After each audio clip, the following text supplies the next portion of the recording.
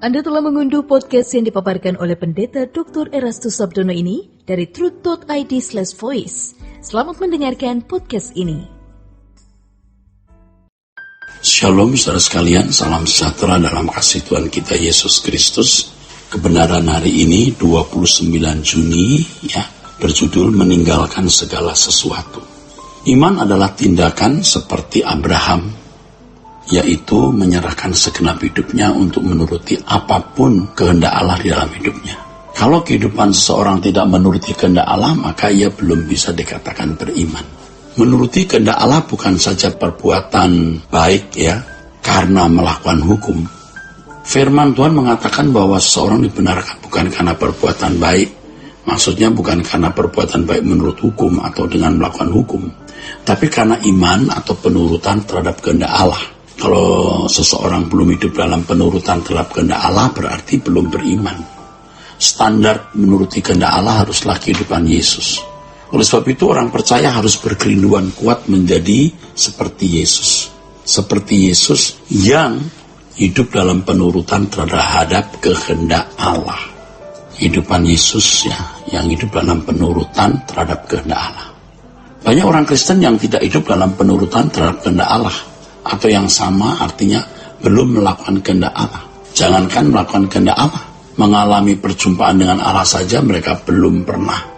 Mengalami perjumpaan dengan Allah adalah sesuatu yang benar-benar real, karena Allah adalah Allah yang hidup. Orang yang melakukan kehendak Allah adalah orang yang menemukan rencana Allah di dalam hidupnya. Dalam hal ini, hidup setiap orang percaya memuat rencana Allah. Memuat rencana Allah yang khusus. Setiap orang percaya harus menemukan rencana Allah tersebut dan memenuhinya. Inilah yang dimaksud Yesus dengan menyelesaikan pekerjaannya. Saudaraku sekalian, ini adalah hal yang paling penting dalam hidup ini. Lebih penting dari studi, lebih penting dari karir, menikah atau berkeluarga dan lain sebagainya. Sebagai umat pilihan, mestinya ini menjadi satu-satunya agenda kita, saudara.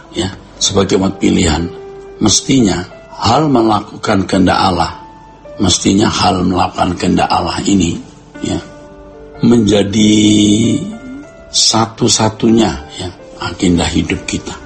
Jika kita tidak berani menjadikan ini sebagai satu-satunya agenda hidup, berarti tidak percaya. Orang-orang seperti ini pasti tidak berani melepaskan segala sesuatu. Tidak berani melepaskan segala sesuatu berarti tidak pernah mengalami proses atau mekanisme pemuritan yang dikerjakan oleh Roh Kudus. Tuhan tidak bisa memuridkan atau mengubah orang yang tidak melepaskan diri dari segala miliknya.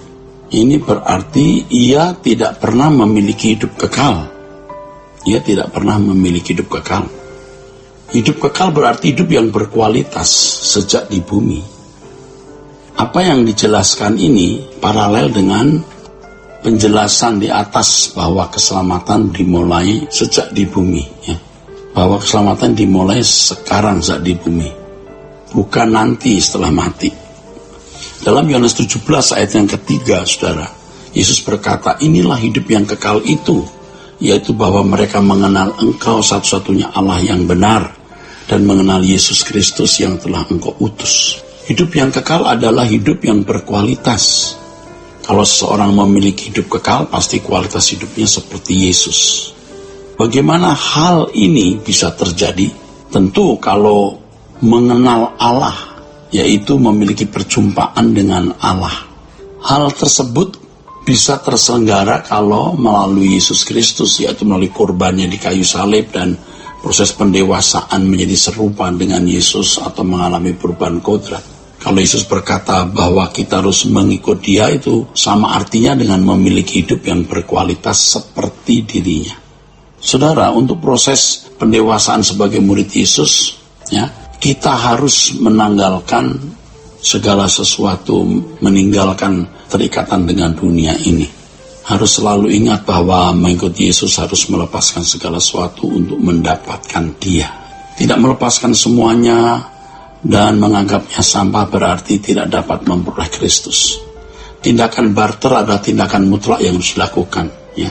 Orang yang tidak berani meninggalkan segala sesuatu itu berarti seperti orang kaya di Matius pasal 19 ya, ayat 16-26. Akhirnya orang kaya itu hanya menjadi orang beragama yang baik, yang tidak bercatat melakukan hukum, setia melakukan ibadah agama ini, tetapi tidak pernah memiliki hidup yang berkualitas atau hidup yang kekal. Ya, tidak pernah. Dalam hal ini sangat jelas bahwa kekristenan adalah jalan yang sukar, bahkan dikatakan dalam Matius 19 adalah jalan yang mustahil. Tetapi yang mustahil bagi manusia tidak mustahil bagi Allah. Kata mustahil dalam teks aslinya adalah adunatos, yang kata kerjanya adalah adunateo, yang artinya powerless, tidak berdaya atau tidak ada kekuatan. Itulah sebabnya Yesus berkata, berjuanglah untuk masuk melalui pintu yang sesak itu, sebab aku berkata kepadamu, banyak orang akan berusaha untuk masuk tetapi tidak akan dapat. Inilah satu-satunya isi perjuangan orang yang dipanggil sebagai umat pilihan. Ya, seperti Ibrani 12 ayat 1 menyebutnya sebagai perlombaan yang wajib. Kedatangan Yesus ke dunia membuat segala sesuatu tidak wajib. Hanya mengikuti Yesus sebagai umat pilihan Allah yang wajib. Kalau seorang tidak mengambil perubahan, tidak mengalami perubahan pikiran yang memadai, maka masih tetap hidup dalam kewajaran, yaitu berkeadaan seperti anak-anak dunia. Banyak agenda hidup orang-orang seperti itu yang akhirnya tidak membuat dia mengalami kekristenan yang sejati. Kekristenan bukan agama yang menghiasi hidupnya sebagai bagian dalam hidupnya. Kekristenan adalah seluruh hidupnya. Kristenan akan merenggut, akan menyita hidup kita dalam perjuangan yang tiada henti untuk menjadi makin seperti Yesus. Oleh sebab itu kita harus meninggalkan beban dan dosa, ikatan dosa dalam daging kita dan percintaan dengan dunia. Kiranya kebenaran hari ini memberkati kita sekalian. Sola Gracia. Untuk berlangganan renungan harian dalam bentuk cetak, silakan hubungi Truth Literatur di nomor telepon 0878 7870 7000. Untuk mendapatkan CD khotbah, MP3 Renungan Truth, dan CD album lagu produksi Sola Gracia, Anda dapat menghubungi di hari dan jam kerja di nomor telepon 021 638 60953. Tuhan Yesus memberkati. Sola Gracia.